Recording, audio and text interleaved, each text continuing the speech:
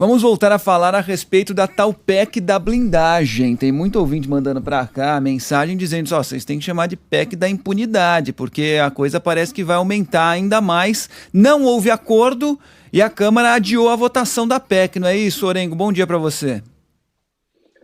Muito bom dia, Fábio, Sheila, Carla, bom dia a todos. Sabe que aqui para os defensores da proposta de emenda à Constituição, Fábio, eles chamam de PEC das prerrogativas, né? Mas é claro que caiu bonito, aí, né? Fica bonito, né? ganhou o apelido, pois é, né? O famoso veja bem, né? Não é bem assim. Mas claro, ganhou o nome aí, o apelido de PEC da blindagem. E por quê? Porque os parlamentares teriam que chancelar a investigação deles próprios. Olha só, Fábio, já foi assim no passado, né? Inclusive hoje o jornal Estado de São Paulo faz um levantamento muito interessante mostrando como era aquele período.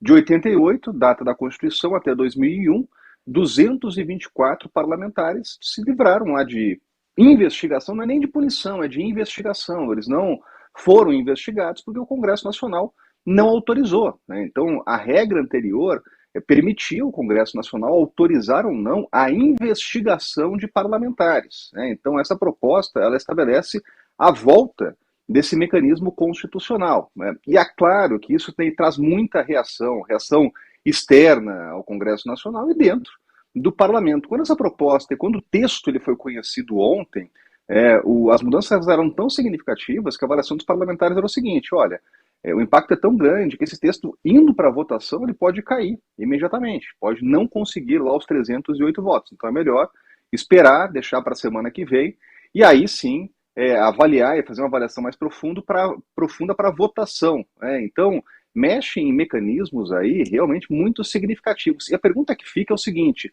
mesmo o Congresso Nacional aprovando, né, passando pela Câmara e pelo Senado, promulgando uma mudança constitucional, esse tema, não tenha dúvidas, ele vai voltar lá para uma análise do Supremo Tribunal Federal, porque vão ingressar com ações, e eu diria, inclusive, partidos aqui do Congresso vão ingressar com ações no Supremo contra a matéria. Agora, do ponto de vista político, esse é um texto que, uma proposta, que acabou ganhando adesão depois daquela rebelião que se teve no Congresso Nacional, com a tomada dos plenários, né, inclusive o acordo para a retirada ali dos parlamentares, para a retomada das sessões, passou por líderes justamente para a discussão desse assunto. Então, foi um pré-requisito. Olha, a gente vai desocupar aqui, mas vamos discutir lá a tal da PEC, né? E ainda o fim do foro privilegiado, né? Que permite que parlamentares respondam lá para a primeira instância, né? Inclusive, se a PEC, essa proposta, chamada PEC da blindagem, passar, o fim do foro nem seria mais alvo de análise aqui dos parlamentares, porque as mudanças são tão profundas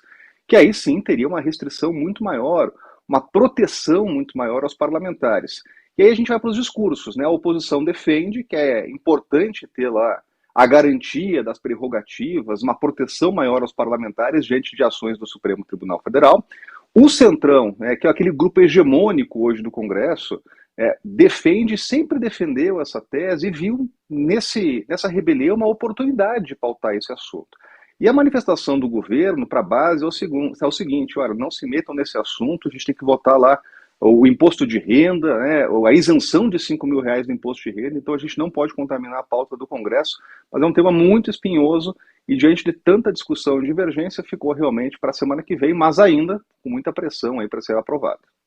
Muito bem, vamos esperar, tem coisa para rolar e certamente, como a Sheila falou antes, né, mais cedo aqui no jornal, a depender do resultado, certamente vai parar no Supremo, gente. Algum recurso para parar no falou. Supremo. Não vai ter jeito. E aí é crise, né? Aí a gente está falando de novo de crise, para conflito. Para que o Supremo avalie se é constitucional ou não. Exatamente. Obrigado, Orengo. Um abraço.